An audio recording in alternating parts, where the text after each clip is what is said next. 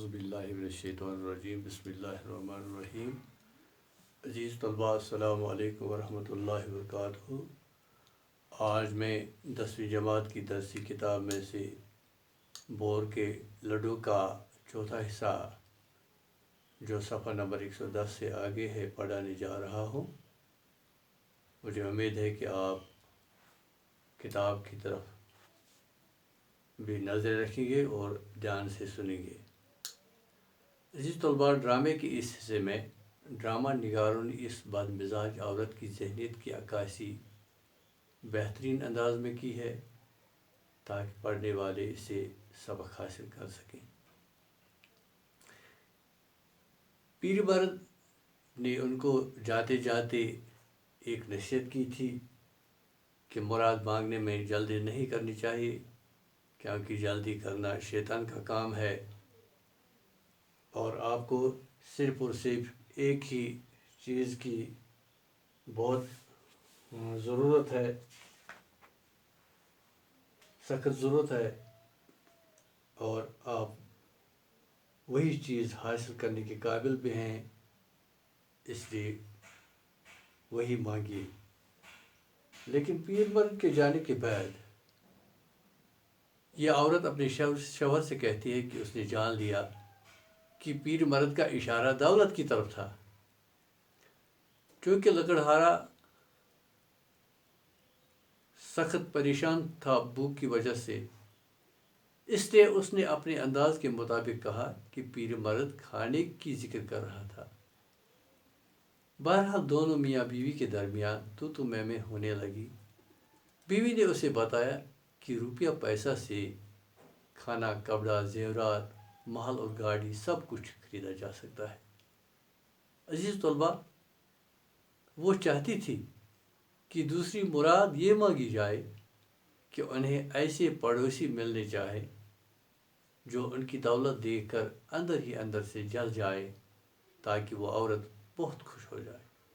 یعنی پہلی مراد اس سے وہ مانگنی چاہتی تھی دولت، اور دوسری مراد وہ مانگنی چاہتی تھی ایسے پڑوسی جو ان کی دولت دیکھ کر اندر سے جل جائے۔ عزیز طلباء، لیکن لکڑہارے نے صاف انکار کیا کہ یہ کوئی مانگنے کی مراد نہیں ہے، بلکہ وہ چاہتا تھا کہ اس کو ایک گرما گرم بور کا لڈو مل جانا چاہیے۔ عزیز طلباء، یہ کہتے ہی اس کے ہاتھ پر ایک گرما گرم لڈو آ پڑتا ہے۔ لکڑہارا لڈو اپنے ہاتھ میں دیکھ کر کانپتا اور چیختا ہے کہ اے خدا، یہ کیا ہے؟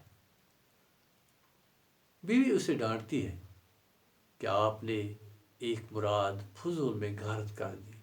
غارت کرنا مانے ضائع کرنا۔ یہ تو سوچو، محل اور گاڑی کے سامنے ایک لڈو کی کیا حیثیت ہے؟ دنیا بھر کی دولت کے سامنے یہ ایک معمولی چیز ہے۔ عزیز طلباء، لکڑہارا بیوی سے مزاحیہ انداز میں بتاتا ہے کہ آؤ پہلے لڈو کھائے، پھر ہم سوچ سمجھ کر مرادیں مانگیں گے۔ لیکن اس کی بیوی اس کے ہاتھ سے لڈو چھین لیتی ہے۔ عزیز طلباء، وہ اسے کہتی ہے کہ وہ اس لڈو کو اس بوڑھی کے منہ پر مار دے گی اور اسے مراد واپس مانگے گی۔ لکڑہارا اپنی بیوی سے منت سماجت کرتا ہے کہ اسے سخت بھوک لگی ہے، اس لیے یہ لڈو اسے کھانے کے لیے دے دیا جائے۔ لیکن اس کی بیوی بڑے میاں کہہ کر اس پیر مرد کو آواز دیتی ہے کہ وہ آئے اور دیکھے کہ اس کے شوہر یعنی لکڑہارے نے کیا گل کھلائے۔ گل کھلانا مانے فساد کھڑا کرنا۔ عزیز طلباء، اس کی بیوی لکڑہارے کی بیوی لکڑہارے کے متعلق کہتی ہے کہ یہ تو پاگل ہو گیا ہے۔ لکڑہارا اپنی بیوی سے کہتا ہے کہ اب جب کہ آپ نے لڈو واپس نہیں دیا، اس لیے دوسری مراد مانگتا ہوں۔ اس اس نے دوسری مراد یہ مانگی، اس نے دوسری مراد مانگی کہ یہ لڈو اس کی بیوی کی ناک سے چمٹ جائے۔ ان الفاظ کے دہرانے کے ساتھ ہی عزیز طلباء، لڈو لکڑہارے کی بیوی کی ناک کے ساتھ چمٹ جاتا ہے، وہ شوہر کو ٹوکتی ہے۔